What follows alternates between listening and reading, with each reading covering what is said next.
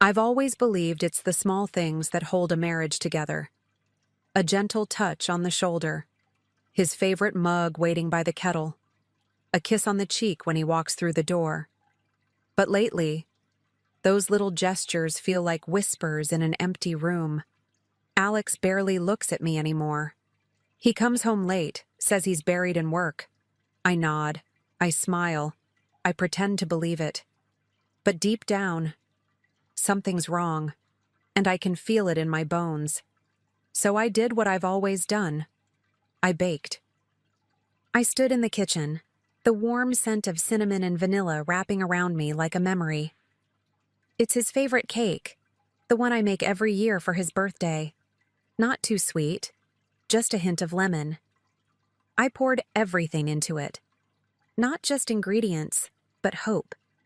Maybe if he sees how much I still care, how much I still try, he'll remember what we used to be. Maybe this could be the start of something better.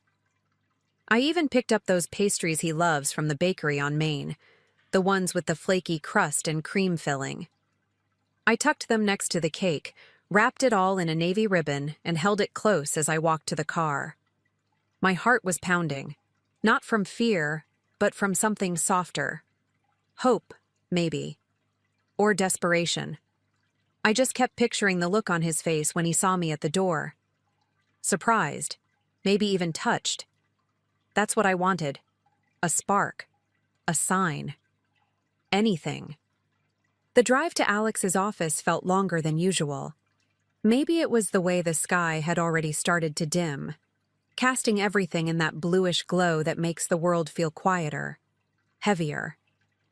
I glanced over at the box on the passenger seat at every stoplight, making sure it hadn't shifted. It felt silly, maybe, showing up unannounced like this. But I needed to believe this would mean something to him, that it would remind him I was still here, still trying. I rehearsed what I'd say in my head. Thought I'd bring you something sweet since you've been working so hard. Light, casual, not too emotional. I didn't want him to feel ambushed, just seen. And maybe he'd take a break, share a piece with me, laugh like we used to. I missed his laugh more than I cared to admit.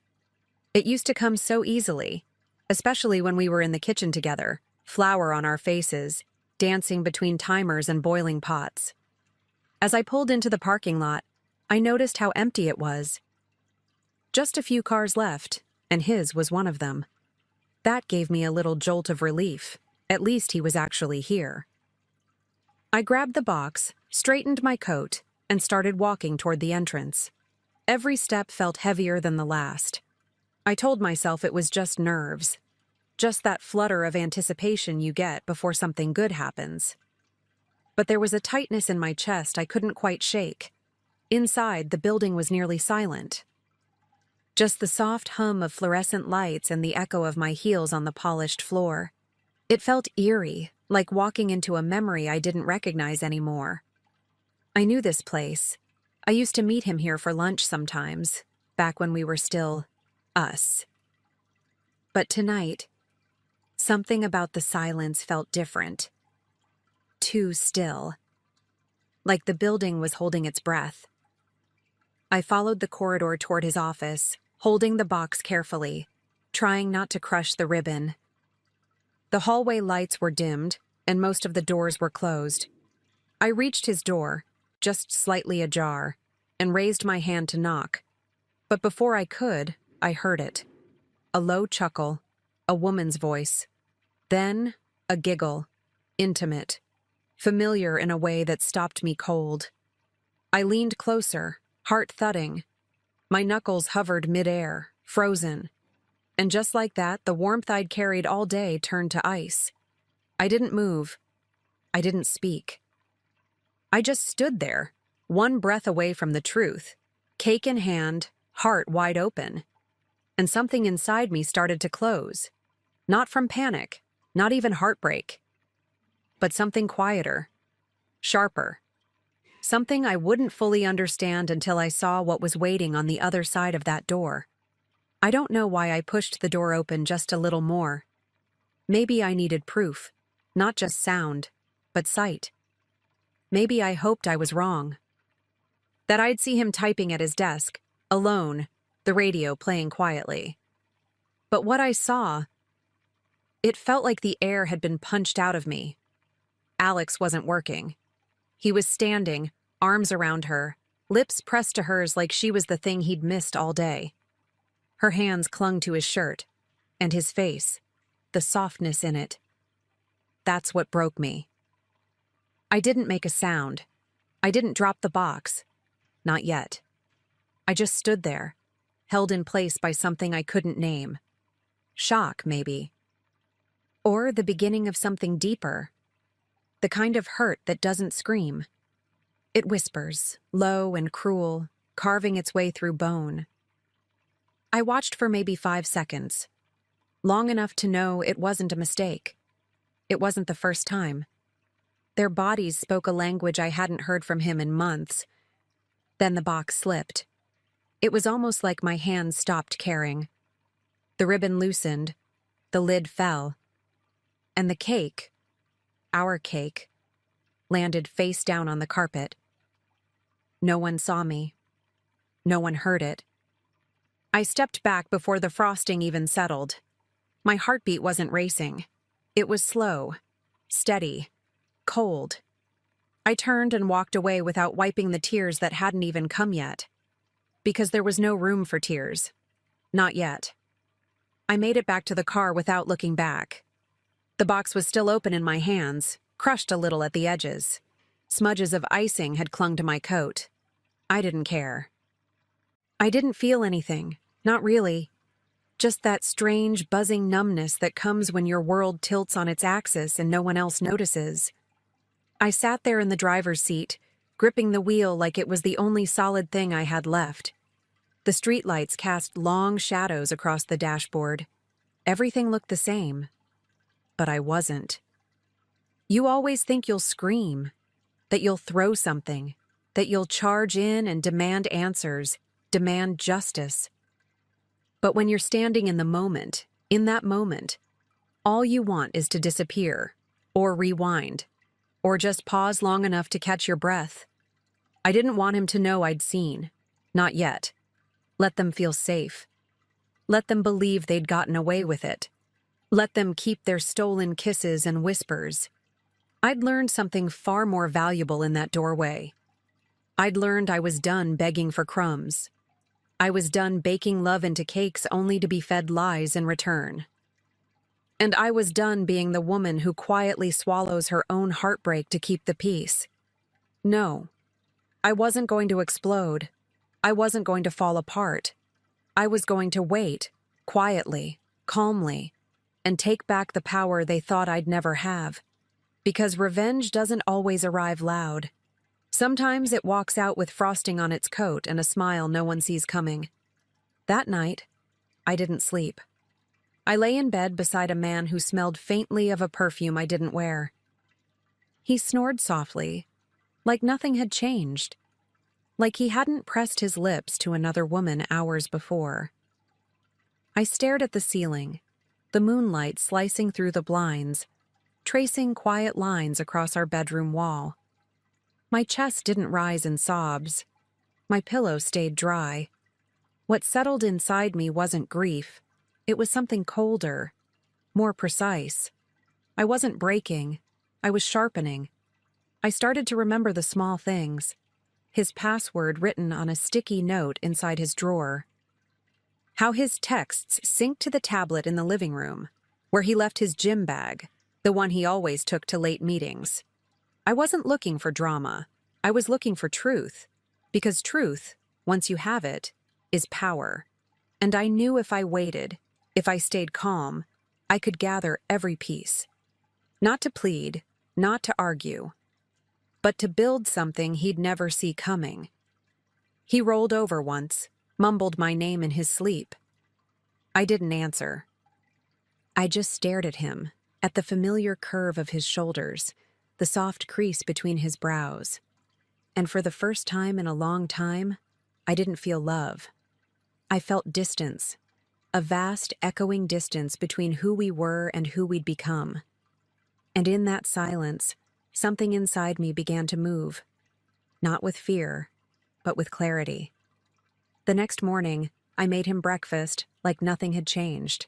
Eggs, toast, a little jam, his favorite. He kissed my cheek, told me he had a long day ahead, and left without looking twice. And I let him.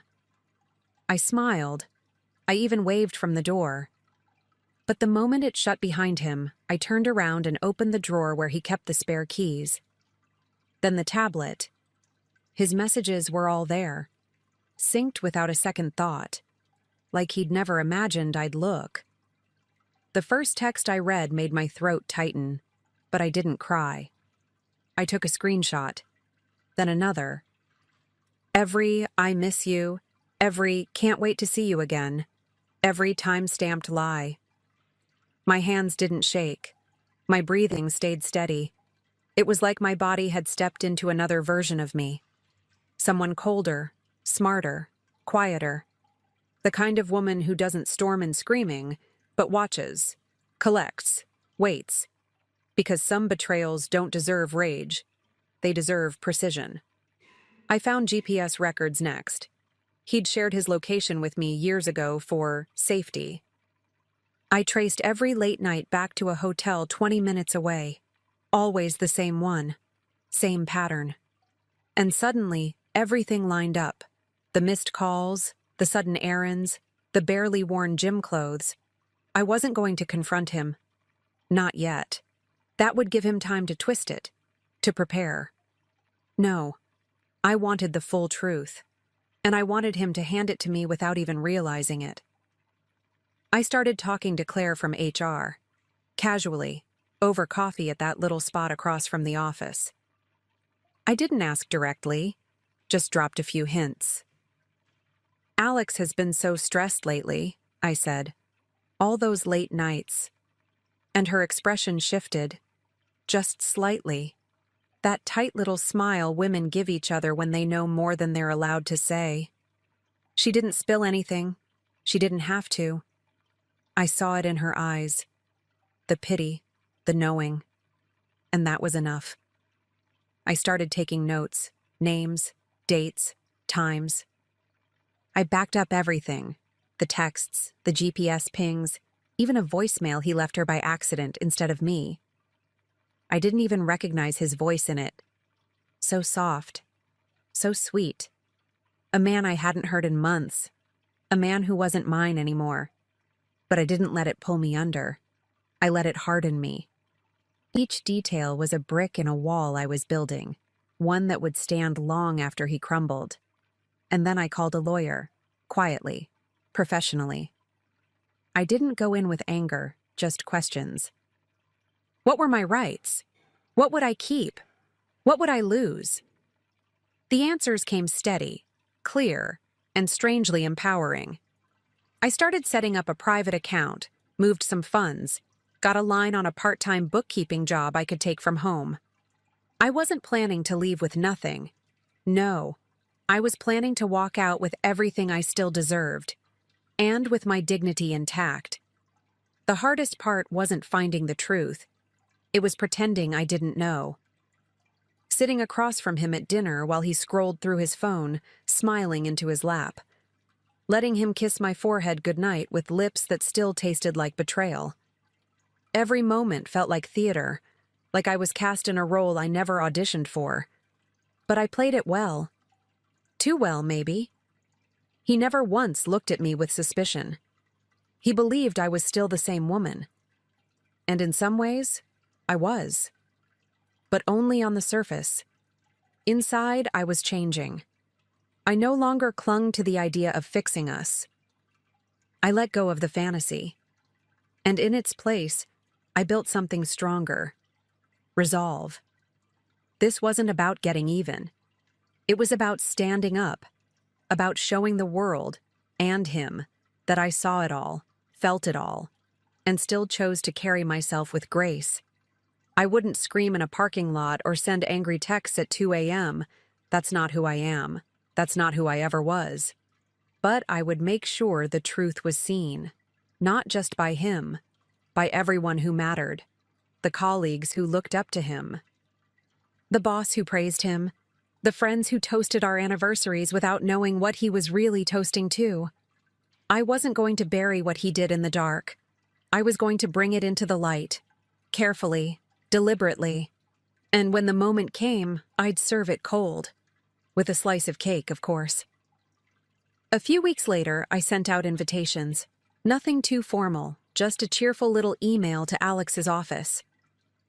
"Join us for a small appreciation luncheon," I wrote, "to celebrate all the hard work Alex and his team have been doing." I even included a smiling photo of him from a past vacation. People replied quickly, all polite and excited.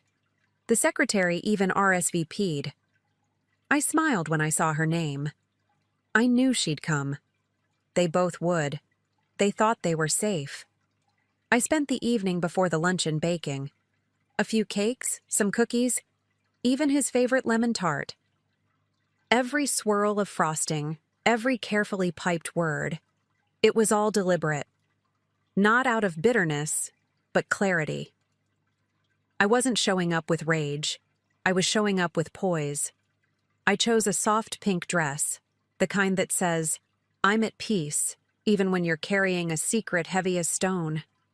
I practiced my speech in front of the mirror, short, sweet, sincere.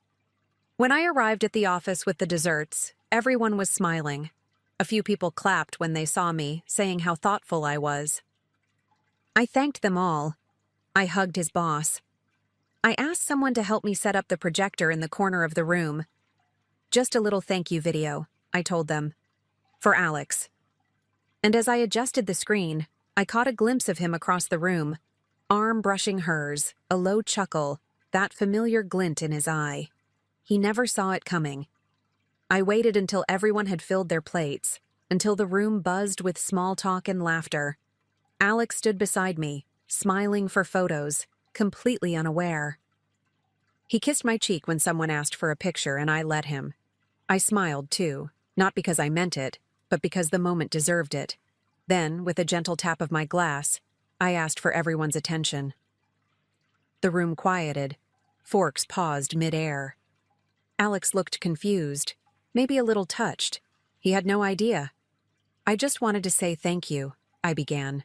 "To all of you, for supporting Alex, for your long hours, your dedication." I spoke softly, warmly, nothing dramatic. "I put together a little video," I added, "just a way to honor the man I've known all these years, a glimpse into the journey we've shared." And with that, the lights dimmed slightly, and the screen came to life. I stood at the edge of the room, just close enough to see his face. It started innocently. Pictures of our wedding, a clip of him holding our first dog, vacations, birthdays. People smiled, some even chuckled. Alex relaxed, his arm lightly brushing hers again. And then, the tone shifted.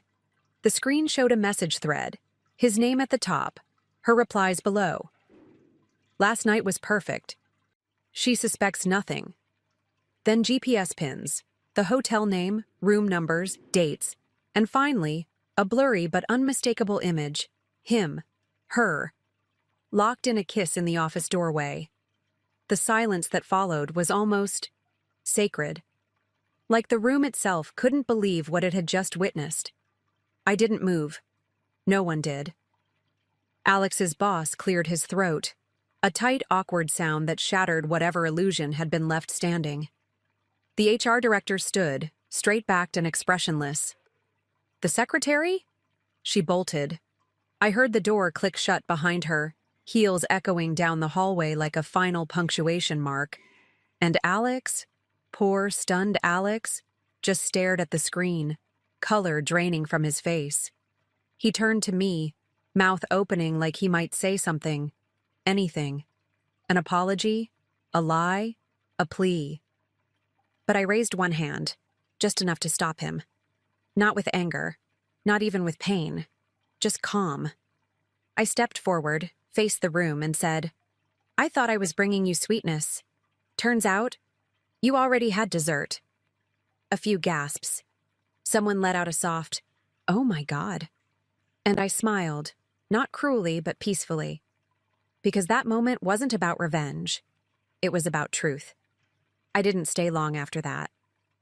I thanked his boss again, hugged Claire from HR, collected my serving trays with the grace of someone who hadn't just shattered a man's professional and personal life in under 5 minutes. I walked out into the sun, warm cake still on my fingers, and breathed in a deep, clean breath. The kind you take when the weight is finally off your chest. And as I stepped into my car, I knew I hadn't just exposed a lie. I'd reclaimed my voice. The divorce wasn't messy. He didn't fight me. Not really. I think deep down, he knew he'd lost the right to argue. I kept my voice steady in every meeting. I didn't gloat, didn't cry. I just signed where I needed to sign, answered what I had to answer. I walked away with part of the assets, the house I loved, and something far more important, my dignity. The silence between us now wasn't bitter. It was just final. And that was enough. With the settlement behind me, I turned my attention to something I'd always dreamed of but never dared to start. A little bakery. Nothing fancy. Just a sunlit corner shop downtown with chipped tiles and a secondhand espresso machine. I spent long nights testing recipes, painting walls, choosing the perfect name. It felt like breathing again after holding it in for too long. Every loaf of bread, every frosted cupcake. It wasn't just food. It was a piece of me, finally rising. People started coming. First, a few curious neighbors, then families, then strangers who became regulars. They'd sip their coffee, compliment the lemon tart, and ask if the woman behind the counter was the owner. I'd smile and nod. I never told them the full story.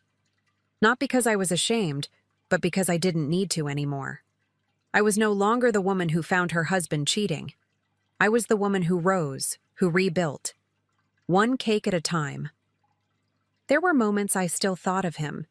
Not with longing, not even with anger, just reflection. Like seeing an old photograph of someone you used to know. He became a part of the story, not the whole thing. And that, to me, was healing. Sometimes I'd hear a song we used to dance to in the kitchen, or see his favorite chocolate in the grocery aisle, and I'd pause. But the ache was gone. In its place, a kind of softness, the kind that comes with survival. One rainy Thursday afternoon, I was behind the counter, wiping down trays, when the door chimed. I looked up, and there he was. Alex. Standing in the doorway, soaked from the rain, holding his coat like it might shield him from the past. He looked smaller somehow. Older. Eyes searching the room like he wasn't sure if he should have come in. Our eyes met, and I felt nothing sharp, just stillness. A quiet calm. I didn't flinch.